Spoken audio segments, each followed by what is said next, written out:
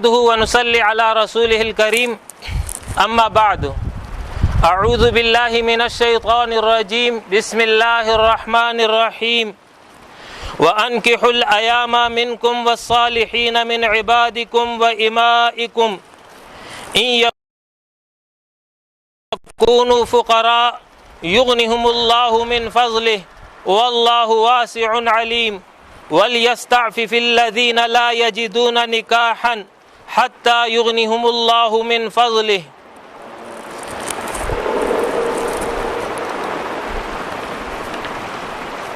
صدق اللہ مولانا العظیم۔ سورہ النور آیت نمبر 32 اور آیت نمبر 33 آپ کے سامنے تلاوت کی ہے۔ ان آیات مبارکہ میں اللہ رب العالمین نے مسلمان ذمہ داران، اولیاء، سرپرست، ان کو خطاب کر کے حکم دیا ہے کہ تمہارے زیر کفالت اور زیر نگرانی جو بغیر نکاح کے ہوں، خواہ وہ مرد ہو یا عورت، خواہ کنواری ہو، خواہ بیوہ ہو، خواہ طلاق یافتہ ہو، خواہ شوہر کی بیوی کا انتقال ہو چکا ہو، کوئی بھی صورت ہو بغیر نکاح کے ان کا نکاح کرا دو۔ یہ حکم ہے جو اس آیت کریمہ میں اللہ رب العالمین نے دیا ہے۔ نکاح اور طلاق کا معاملہ تقریباً ہر مذہب و ملت میں عام بیع اور شراء کی طرح نہیں ہے کہ دو افراد جب چاہیں جس طرح چاہیں معاہدہ کر لیں، بلکہ آسمانی مذاہب یعنی یہود و نصارہ اور غیر آسمانی مذاہب یعنی ہندو، عیسائی، سکھ، مجوسی، پارسی وغیرہ وغیرہ، ان تمام مذاہب میں نکاح اور طلاق کو یعنی عائلی قوانین کو ایک مذہبی تقدس حاصل ہے، اور اس کا لحاظ ان تمام مذاہب میں کیا جاتا ہے۔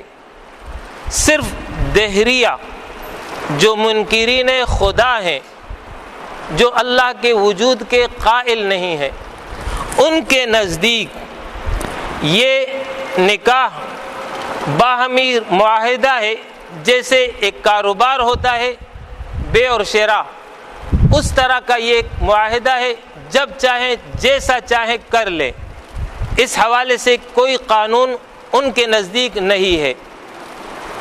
دین اسلام جو دین فطرت ہے اور دین حق ہے، دین اسلام نے نکاح کو صرف معاملہ اور معاہدہ نہیں قرار دیا، بلکہ اس کو ایک عبادت کا درجہ قرار دیا ہے۔ جیسے کہ نبی اکرم صلی اللہ علیہ وسلم کی مشہور حدیث ہے کہ النکاح من سنتی، نکاح تو میرا طریقہ ہے، اور اس نکاح سے متعلق دین اسلام نے حکیمانہ اور معتدلانہ قوانین اور احکام اہل ایمان کو عطا کیے ہیں کہ جس پر عمل کر کے نہ صرف یہ کہ وہ اپنی جنسی تسکین اور جذبات کو پورا کرتے ہیں، بلکہ نسل انسانی کی بقا اور تسلسل اور اس حوالے سے ذمہ داریوں کا سبب بنتے ہیں۔ نکاح کی قسمیں ہیں۔ نکاح ایک صورت میں فرض ہے، جب ایک شخص استعداد رکھتا ہے گھر بسانے کی، یعنی خرچہ اٹھا سکتا ہے، صلاحیت رکھتا ہے نکاح کی، اور اس کو خدشہ ہے کہ وہ گناہ میں پڑ جائے گا، تو ایسی صورت میں نکاح کرنا فرض ہے۔ نکاح نہیں کرے گا تو یہ گناہگار ہوگا۔ دوسری قسم یہ ہے کہ اس کو نکاح کی ضرورت ہے، یعنی اگر نہیں کرتا تو گناہ کا خدشہ ہے، لیکن خرچے کی وسعت اس کے پاس نہیں ہے، تو ایسی صورت میں وہ صبر سے کام لے گا اور جیسے کہ حدیث میں مضمون ہے کہ وہ پھر روزہ رکھے، روزہ اس کے لیے ڈھال کا کام دے گا۔ جبکہ تیسری قسم نکاح کی وہ سنت وہ یہ ہے کہ نکاح کی ضرورت تو وہ محسوس نہیں کرتا، یعنی کسی گناہ میں پڑنے کا خدشہ اس کو نہیں ہے، اپنے نفس پر وہ قابو رکھتا ہے اور وسعت بھی رکھتا ہے، یعنی گھر بسا سکتا ہے، خرچہ اٹھا سکتا ہے، تو ایسی صورت میں اس کے لیے نکاح کرنا سنت ہے۔ اور چوتھی صورت یہ ہے کہ نکاح حرام ہے، وہ اس وقت جب ایک شخص اپنی بیوی کا حق ادا نہیں کر سکتا، تو ایسی صورت میں پھر نکاح کرنا حرام ہو جائے گا۔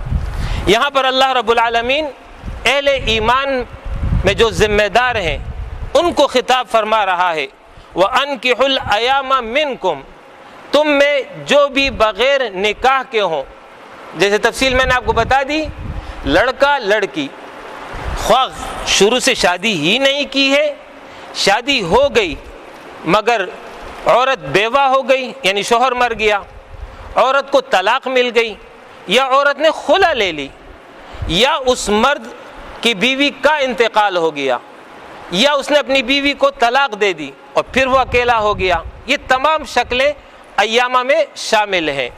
ان سب کے حوالے سے اللہ فرما رہا ہے کہ ان کا نکاح کرا دو، بغیر نکاح کے مسلم معاشرے کے اندر کسی کو بھی نہ رہنے دو۔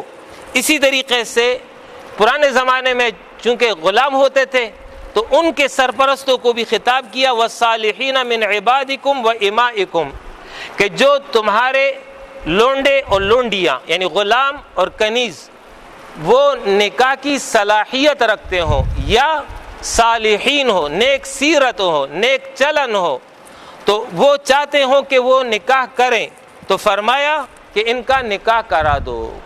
پھر آگے اللہ فرما رہا ہے ان یکونوا فقراء، اگر یہ فقیر ہوں، یعنی اس وجہ سے نکاح میں تاخیر کر رہے ہو کہ فی الحال ان کے پاس خرچہ نہیں ہے، اس لیے جو ہے ان کو نکاح کے بندھن میں نہیں باندھ رہے ہو، تو فرمایا یغنیہم اللہ من فضل، اللہ اپنے فضل سے ان کو غنی کر دے گا۔ تم اپنا کام کرو، اللہ اپنا کام کرے گا۔ سوال کرنے والا سوال کر سکتا ہے، بظاہر سبب موجود نہیں ہے، کیسے غنی کرے گا؟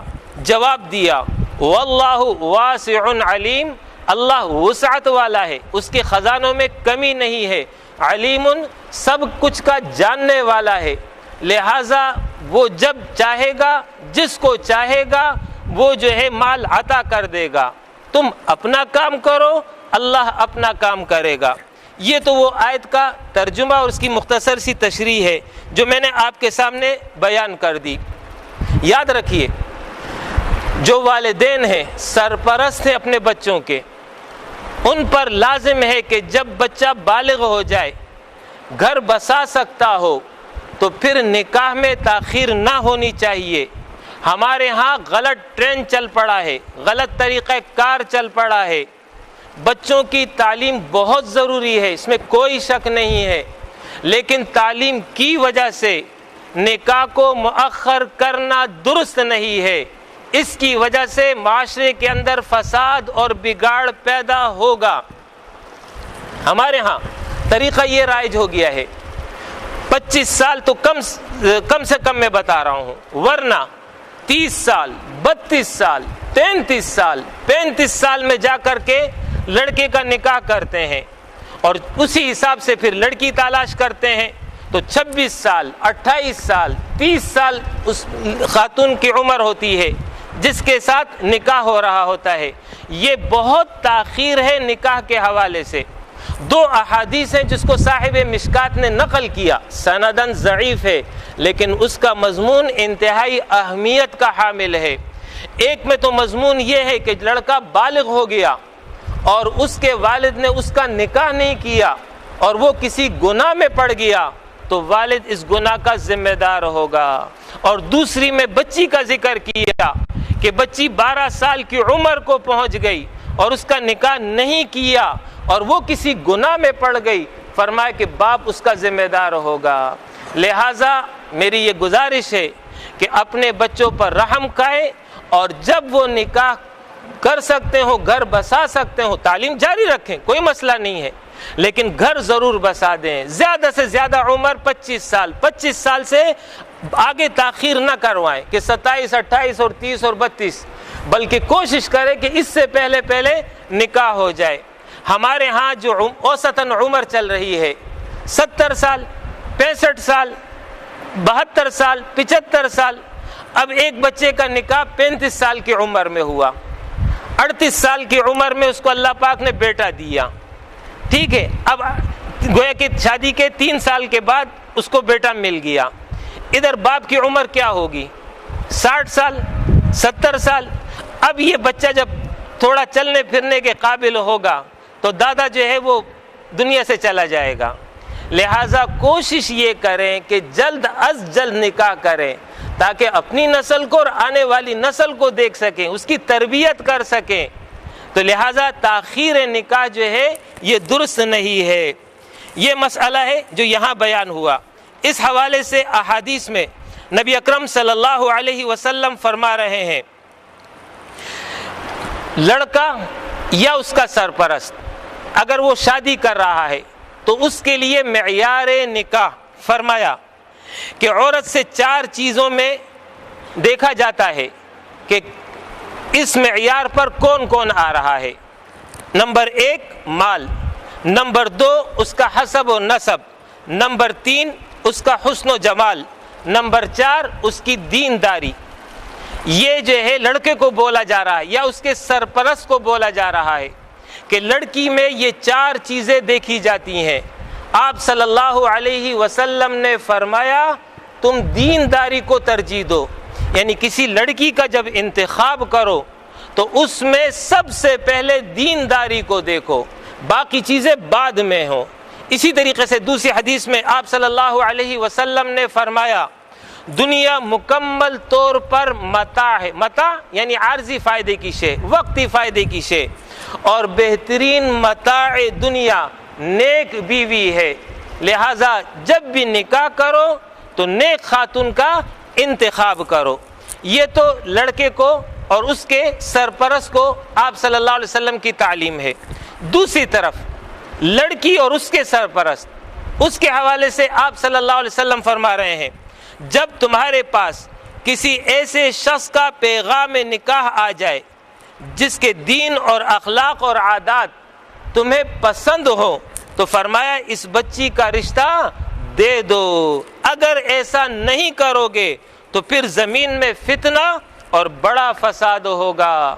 مطلب حدیث کا یہ ہے کہ آپ سے آپ کی بچی کا رشتہ طلب کیا ایک ایسے شخص نے جو دیندار ہے، با اخلاق ہے، اگرچہ مالدار نہیں ہے لیکن دیندار اور با اخلاق ہے، تو فرمایا نکاح کرا دو، پھر تاخیر نہیں کرنا۔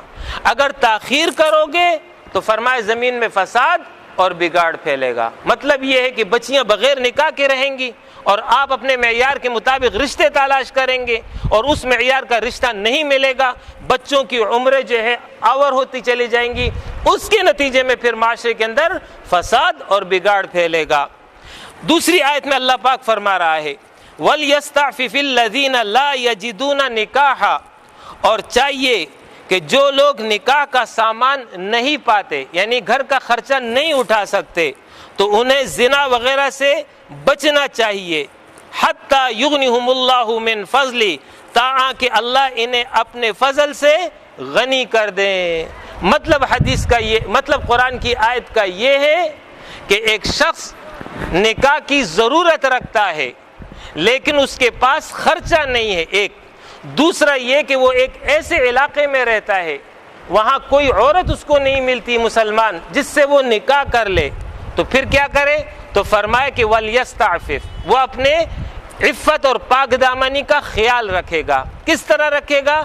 اس کی وضاحت حدیث میں نبی اکرم صلی اللہ علیہ وسلم نے فرمائی ہے، نوجوانوں کو خطاب کیا ہے کہ اے نوجوانوں، جو تم میں سے نکاح کی قوت رکھتا ہے، استعداد رکھتا ہے، خرچہ اٹھا سکتا ہے، اس کو چاہیے کہ وہ نکاح کرے، اور جو یہ قوت اور طاقت خرچے کی نہیں رکھتا اس پر لازم ہے کہ وہ روزہ رکھے، یہ روزہ اس کے لیے ڈھال کا کام دے گا۔ یہ ہے نبی اکرم صلی اللہ علیہ وسلم کی تعلیم، اور یہ ہے تعلیم قرآن مجید کی۔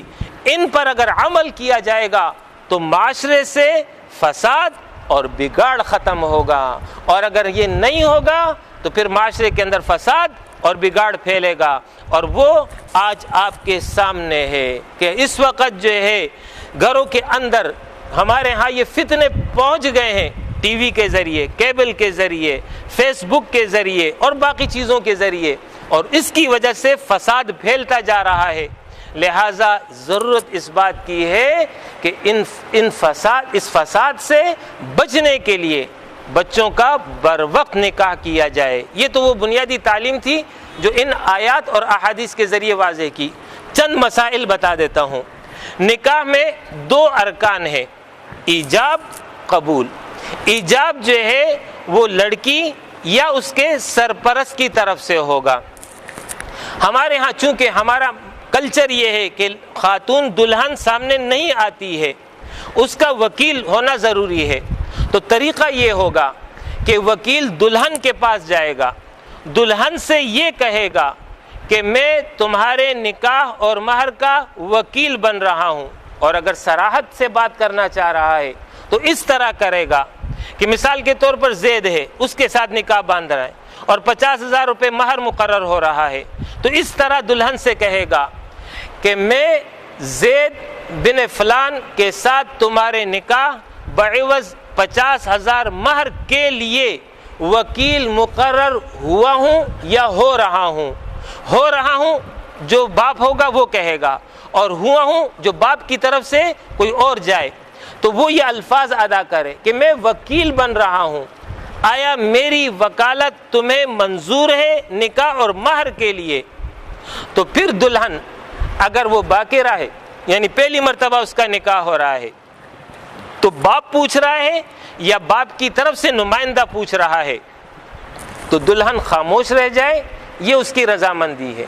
اور اگر باپ نہیں پوچھ رہا یا ایسا شخص جو باپ کی طرف سے نہیں گیا، بھائی نے بھیج دیا، چچا نے بھیج دیا، کسی اور نے بھیج دیا کہ جاؤ دلہن سے پوچھ کے آ جاؤ، تو ایسی صورت میں دلہن کو زبان سے ہاں کرنا ضروری ہوگا۔ جب وہ وکالت منظور کر لے 2 گواہ موجود ہوں گے، ان 2 گواہوں کی موجودگی میں یہ وکالت منظور ہوگی۔ ہمارے ہاں غلط طریقہ رائج ہے، ہمارے ہاں یہ کہ بچی کے پاس جاتے ہیں، دلہن کے پاس، ہم نے تیرا نکاح فلاں کے ساتھ کر دیا، تمہیں منظور ہے؟ وہ کہتا ہے مجھے منظور ہے، یا خاموش رہ جائے، اور پھر اس کے بعد قاضی کے پاس آتے ہیں کہ جی ہم نے منظوری لے لی۔ یہ طریقہ صحیح نہیں ہے۔ ایجاب جو یہ ہو رہا ہے اور قبول جو دلہا کرے گا، یہ دونوں ایک مجلس میں ہونا ضروری ہے، یعنی دلہن خود ہو، دلہن نہیں آ رہی ہے تو دلہن کا وکیل یہاں آئے گا، اور وکیل یہاں آنے کے بعد وہ خود کہے گا یا قاضی اس سے کہے گا کہ فلاں تم وکیل مقرر ہوئے ہو، فلاں بچی اتنے مہر پر تم نے فلاں لڑکے کو نکاح میں دے دی، تو وہ کہہ دے کہ ہاں میں نے دے دی، یہ اس طرح الفاظ کہے گا۔ پھر دلہا سے پوچھے گا تم نے اتنے مہر پر یہ لڑکی اپنے نکاح میں قبول کر لی، تو وہ کہے گا ہاں میں نے قبول کر لیا، ماضی کے الفاظ استعمال کرے گا، قبول کر لیا، حال کے نہیں کہ قبول کر رہا ہوں، بلکہ کہے گا قبول کر لیا۔ تو یہ دونوں الفاظ جب ایک مجلس میں منعقد ہو گئے تب نکاح ہوگا۔ اور اگر ایسا ہوا کہ دلہن نے وہاں کہا کہ میں نے اپنے آپ کو نکاح میں دے دیا، ادھر دلہا کہتے میں نے قبول کر لیا، 2 الگ الگ مجلسیں، تو نکاح نہیں ہوگا۔ اسی وجہ سے علماء نے لکھا ہے کہ انٹرنیٹ کے ذریعے نکاح نہیں ہوتا، ٹیلی فون کے ذریعے نکاح نہیں ہوتا، اس لیے کہ ٹیلی فون میں ایک ادھر ہوتا ہے اور ایک کہیں اور ہوتا ہے، تو مجلس الگ الگ ہو گئی۔